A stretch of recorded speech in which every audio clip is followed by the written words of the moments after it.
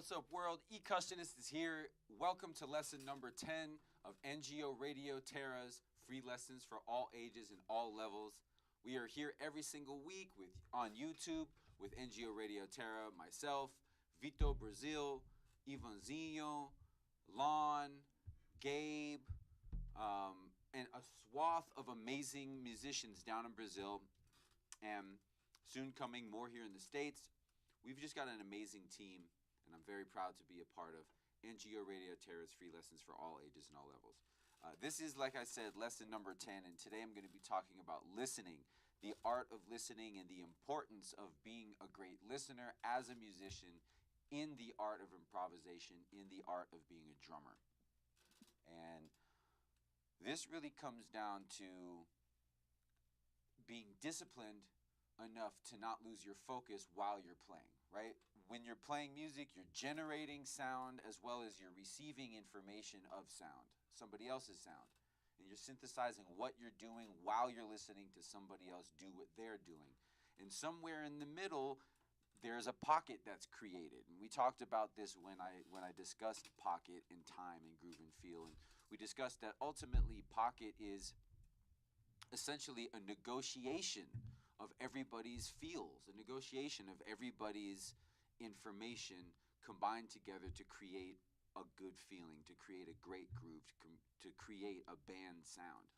So in order to do that, everyone has to be listening as intently, if not more, than they are playing. You can also listen to yourself. And that brings me to my first point, is that the more you can listen to yourself, the better you can play in time, the better you know how you sound. The more you know how you sound, the better you can deliver succinct ideas, particularly as a drummer. For example, let's take the ringing of the cymbal, and let's listen to when it dies.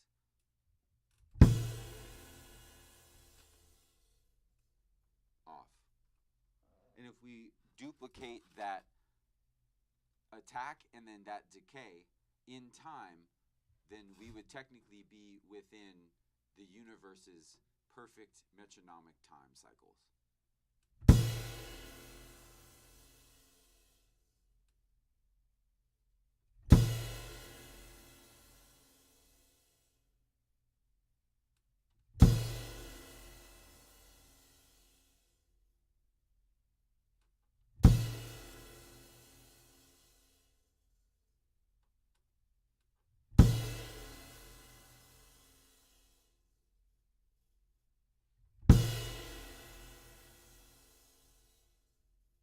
And as you can see, by measuring when the sound finally dies out completely and then counting in time to that and just creating my own feel over that, I'm starting to create a groove with just the dying of the cymbal sound. And if I subdivide that in half, you get... Here we go.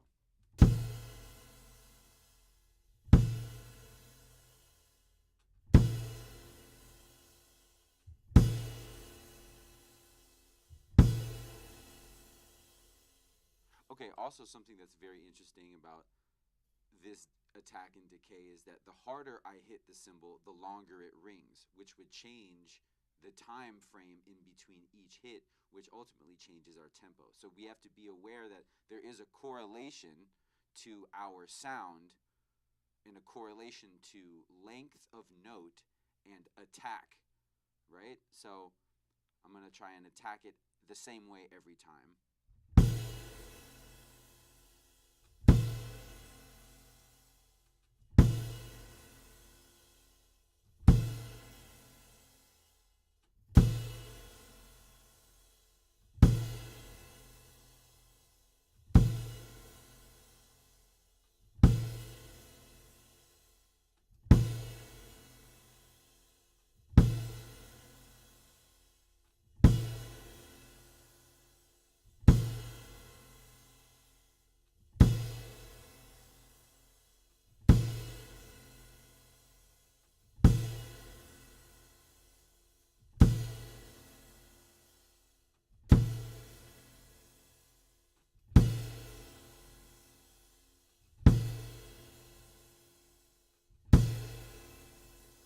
lighter now.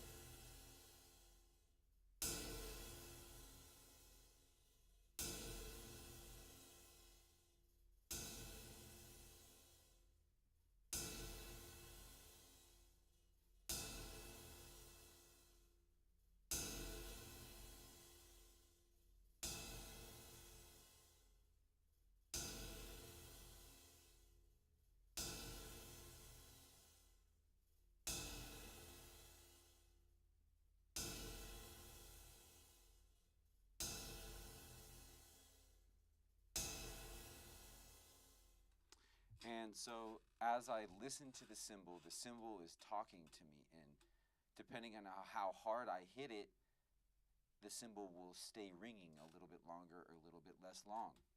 And so I'm always trying to hit it the same with the same attack so that it rings the same amount of time. And that becomes a hypnosis. And if you just listen to it, then that becomes its own metronome.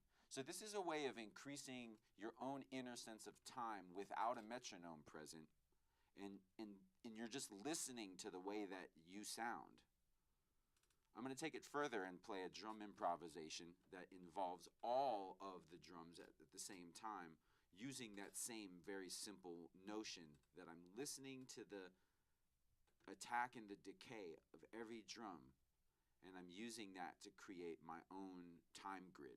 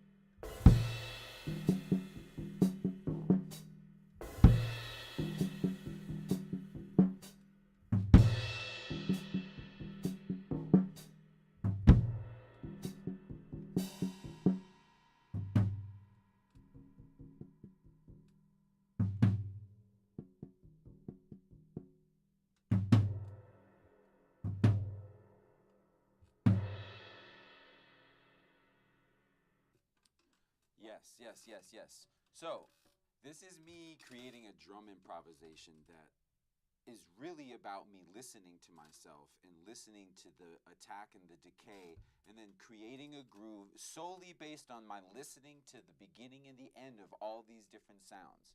And then I'm creating a groove, and then I'm starting to get into a time flow. And then I realize that I'm in pocket with myself because I'm listening to all my elements. I'm almost pretending that my right hand is one musician, my left hand is another musician, my right foot is one musician, my left foot is another musician, and I've got four musicians, and my brain is observing four musicians play music together. That's literally how I'm thinking about it. I am not thinking about it as that I am one integrated being who has four limbs and is creating one singular sound. It is the other way. I am a singular being observing four other musicians have a musical conversation. And that is a very interesting sort of out of body experience way to look at playing music with yourself and listening to yourself, and then creating good metronomic time within that space.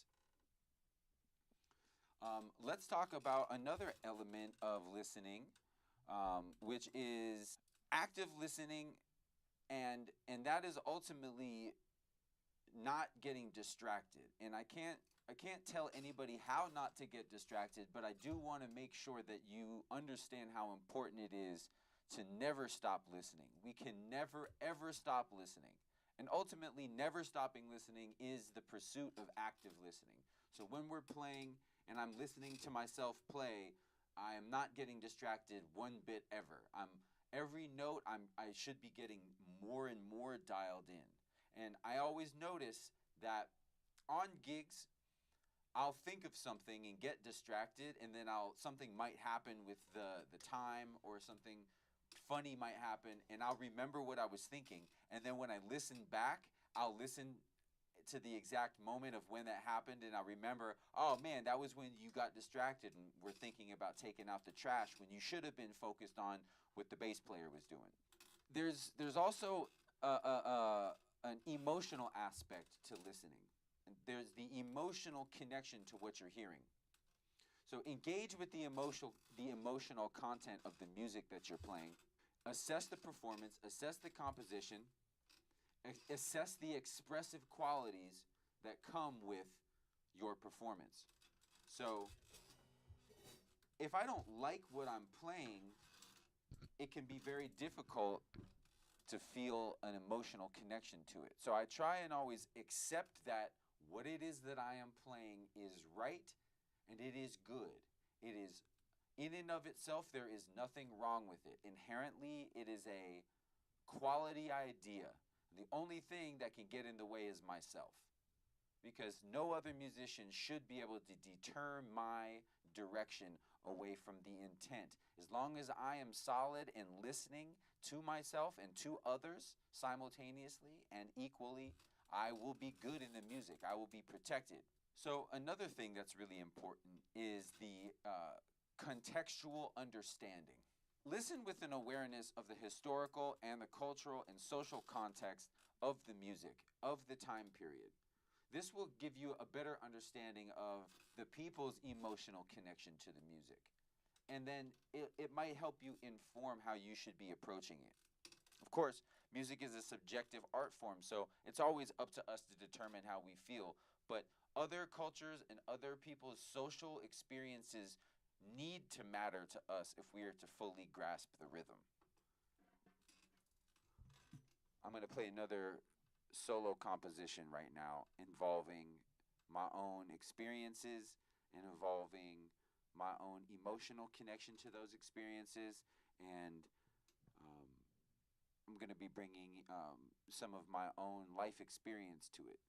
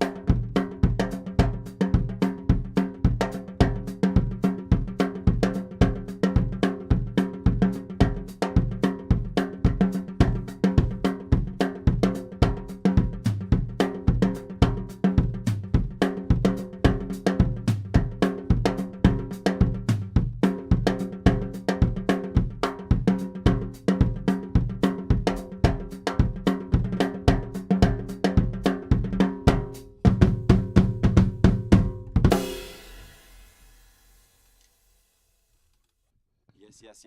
So that was just a practice of creating something out of thin air, listening to myself, following my own subconscious ideas down their own rabbit hole, not judging myself too completely, really not judging myself at all, but ultimately trying to create something that I like, remembering what I just experienced in Brazil, bringing some of the social and the contextual experiences of being in Afro-Brazilian culture and the spiritual aspects of it, and again, bringing my own consciousness back to my own self-awareness and my own listening while I'm simultaneously creating the rhythm that I'm listening to. This is creating a consciousness feedback loop of constantly listening to myself and constantly performing the task. Listening to myself and performing the task. Listening to myself and performing the task. Some levels of listening that can occur when you're learning things. There's the surface listening, right? There's the paying attention to the basics, the melody, the rhythm. Those immediate layers, that's that surface level. Then there's structural listening, right? There's the recognizing the form of the piece. There's the, is this a blues? Or do you recognize this as rhythm changes? Is this an AABA form? Is this verse, pre-chorus, hook, verse, pre-chorus, hook, bridge, out, right? Those are forms. Those are structures.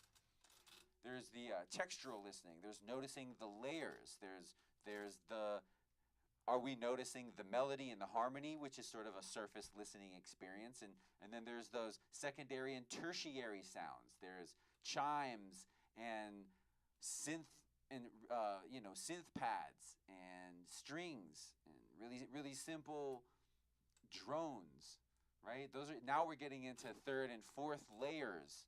And are we listening to that? There's the dynamic listening, which is observing the variations in loudness, tempo, and expression, right?